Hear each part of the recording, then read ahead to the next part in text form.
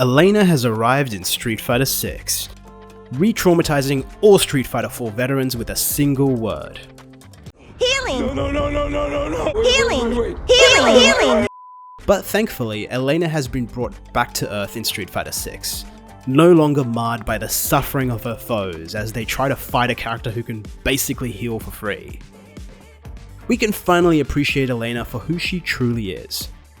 A positive, upbeat fighter whose love of nature and mastery over capoeira is only outshined by her reluctance to wear proper clothes. They added these frilly dillies on her legs and on her waist and up here in her hair so that the physics will carry all of... Damn, bro, I'm literally looking over here, chat, you sick bastards, okay? You scum-sucking... So join me on a safari through the history and design of Elena. Elena debuted in Street Fighter 3 New Generation as the franchise's very first African-based fighter. Her design was simple. Very simple. But as a fighter who came from Kenya, it's kinda accurate. I mean, tribal African people generally wore fairly minimalistic, and the bangles that hang around her ankles, arms and neck are a nod to Maasai beadwork. This is a cultural practice amongst tribes that has members adorned with colourful layered beaded jewellery. The design and colour patterns are unique to each wearer to signify various social markers such as age, role, and marital status. The choice to have Elena wear all white on top of her white hair is probably intentional by the designers. White is seen as a sacred colour in African culture, and symbolises her as a person of joy and spiritual purity. In Street Fighter 6, Elena finally has actual clothes for a change. A red and yellow patterned bandana now hangs over her usual white bikini. The patterns on the bandana are based on Ankara. These are African wax prints that are commonly seen throughout African fashion even to this very day. A red capoeira belt, also known as a corda, is tied around white zebra pants. Zebra stripes are a common motif in African fashion, and in Elena's case they make her legs the focal point of her design, as the vertical striped pattern of the zebra stripes gives the illusion that her legs are longer than they really are. She also has white ribbon lace sandals that are tied around her heels, giving the impression that her feet have wings, which is accurate in this case. Elena's hair in SF6 has been a point of contention in the Street Fighter community. Compared to her classic look, which has her hair hug her face really nicely, the updated hair does look a little bit off. Honestly, I think it's fine. The hair is supposed to be an evolution of the hair from SF4. I think it's just the airy engine that makes it look a little bit funky, perhaps a bit too much forehead. Time for us to dance! I'm ready to go! Round 1. Fight! Capoeira forms the basis of Elena's fighting style in Street Fighter 6, immediately recognizable by the unique swaying motion of her idle animation. This is called the ginga, and is the foundational movement of capoeira. Capoeira was born out of African slavery in Brazil as a way to fight back against their oppressors by training in combat under the disguise of cultural music and dance. It is a fluid and acrobatic fighting style that has Afro-Brazilian culture woven into its very DNA. The rhythmic swing of the ginga is intentionally deceptive and allows capoeiristas to disguise their movements with feints and off-rhythm attacks to bait their opponents and throw them off guard. Elena's style of capoeira is called Capoeira Angola. Capoeira Angola is the more grounded form of capoeira, and leans heavily into the traditional aspects of the martial art form, including the rituals, music, and dance.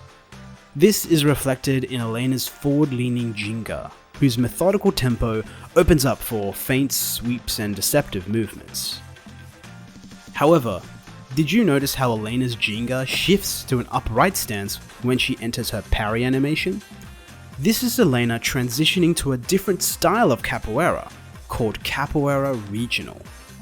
Capoeira Regional is the more combat-focused variant, that is played at a much faster pace than Angola.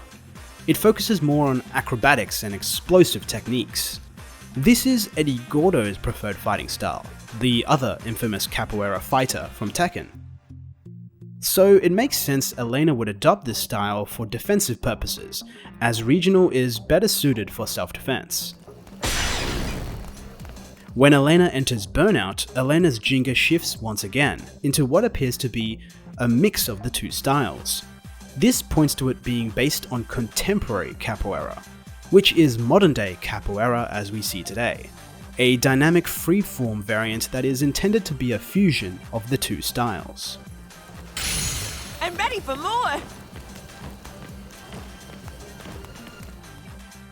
Elena plays very differently compared to the rest of the cast.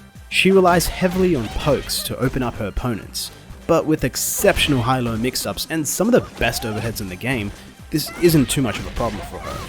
But without a projectile, she does have to work to get up close. This is where Lynx Song comes into play. Lynx Song is her primary movement ability, and is her form of the negativa, which is a well-known low-to-the-ground evasive maneuver in capoeira. It basically acts as a free drive rush, allowing her to duck underneath projectiles and follow up with a variety of attacks. These include Leopard Snap, which is a strong poke tool at a distance and provides a crazy amount of push on block, making it really difficult to punish.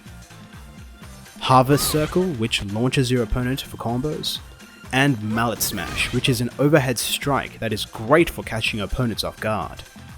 These attacks are only enhanced when you throw in another Lynx Song, which I'm just going to call Roll moving forward. The added momentum from the extra roll makes any follow-up attack stronger and more potent, with enhanced roll immediately enhancing all follow-up attacks and making you completely projectile invulnerable. Another way to provide momentum to your rolls is Spinning Scythe. Spinning Scythe is Elena's bread and butter for combos, and is based on the Maya Lua technique from Capoeira, which involves spinning half-moon kicks. Get a hit of any kind and you basically spin to win. You can also cancel into roll before the third hit to maintain your advantage. Loosen up! Or extend your combo even further.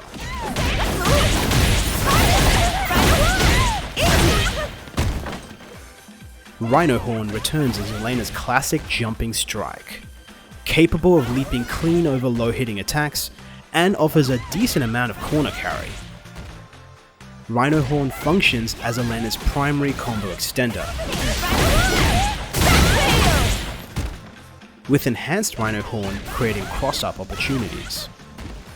Scratch Wheel often accompanies Rhino Horn as Elena's combo ender, at least in the corner. Scratch Wheel is a strong and reliable anti-air that can serve as an invincible reversal when enhanced, and can be followed after its super variant, Meteor Volley.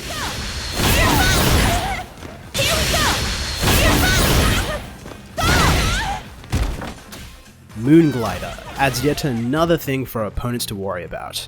A tricky evasive attack that can really mess with your opponent's timing when you pair it with Drive Rush, and can link directly into a level 2 super, Revival Dance.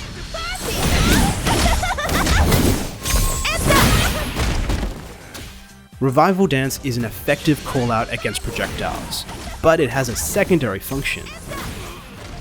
If you hold the down input during the animation, you can exchange the final hit for a burst of healing instead. Ready! The healing is okay, and can come in clutch when things are really down to the wire. But honestly, the best use of this is to provide a bed of flowers for your opponent to sleep on.